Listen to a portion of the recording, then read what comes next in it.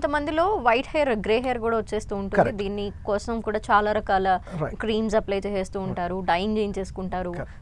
అవి later on ice మీద effect చూపిస్తాయి అని అంటూ ఉంటారు. ఇది ఎంతవరకు కరెక్ట్? ఐస్ మీద అంటే ఇప్పుడు ఏదైనా కెమికల్ బేస్డ్ వాడితే మీరు ఏం కెమికల్స్ వాడతారో దాని మీద ఐస్ అని కాదు, బాడీ ఎలా రియాక్ట్ అవుతుందో ఎవరికి తెలియదు. ఇప్పుడు ఈవెన్ హెయిర్ లాస్ వాళ్ళకి కొన్ని ఇంజెక్షన్స్ ఇస్తుంటారు, ఫెనిస్ట్రిన్ ఇలాంటివి, అంటే స్టిరాయిడ్స్, వాటి వల్ల కూడా సెన్సిటివిటీ ఉంటే ఇబ్బందులు వస్తాయి. సో అట్లానే ఏ కెమికల్ డైస్ వేస్తున్నారో అది ఎవరికి ఎలా యాక్ట్ అవుతుందో తెలియదు. దానికన్నా ఆయుర్వేదంలో ఇప్పుడు గ్రే హెయిర్ అంటే ఏంటి మనం చూసుకుంటే దాన్ని పాలిత్య అంటాం ఆయుర్వేదంలో. అంటే కలర్ ఆఫ్ మనకు హెయిర్ కలర్ చేంజ్ అవుతుంది, దాన్ని గ్రే, తెల్ల వెంట్రుకలు అంటాం. ఇది రావడానికి రీజన్ ఏంటి? నేను ఇంతకుముందు చెప్పినట్టు పైత్యము, బాడీలో ఈ హైడ్రోక్లోరిక్ యాసిడ్ ఎక్కువగా జనరేట్ అవ్వు, ఫుడ్ సరిగ్గా డైజెస్ట్ అవ్వక పైత్యం పెరిగినప్పుడు అవుతుంది.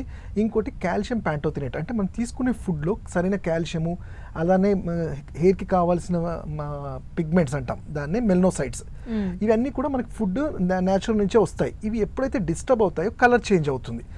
అట్లానే ఆయిలేషన్ లేకుండా డాండ్రఫ్ కానీ ఏదైనా ఇన్ఫెక్షన్స్ ఉన్నప్పుడు కూడా ఫాలికిల్స్లో కలర్ చేంజ్ అవుతుంది.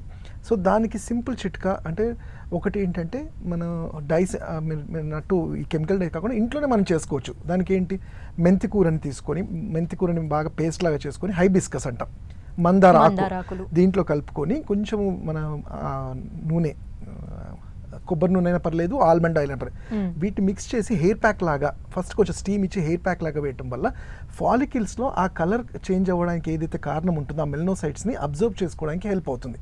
సో ఇలాంటి ప్యాక్స్ ఇన్స్టెడ్ ఆఫ్ దీని వల్ల ఇలాంటి ప్యాక్స్ వేసుకోవడం వల్ల చాలా హెల్ప్ఫుల్గా ఉంటుంది. ఓకే, అలా తీసుకునే ఫుడ్స్లో కూడా అన్ని ఆకుకూరలు, మల్టీవిటమిన్స్, బాడీకి నేను అన్నట్టు ఇంతకుముందు ఇమ్యూనిటీ కూడా మెయింటైన్ అవ్వడానికి ఈ రకరకాల ఫ్రూట్స్ కానివ్వండి, అంటే మన డైట్లో ఏదో ఒక రకమైన ఫ్రూట్ ఉండేటట్టు చూసుకుంటే చాలా మటుకు హెల్ప్ఫుల్ అవుతుంది. ఓకే.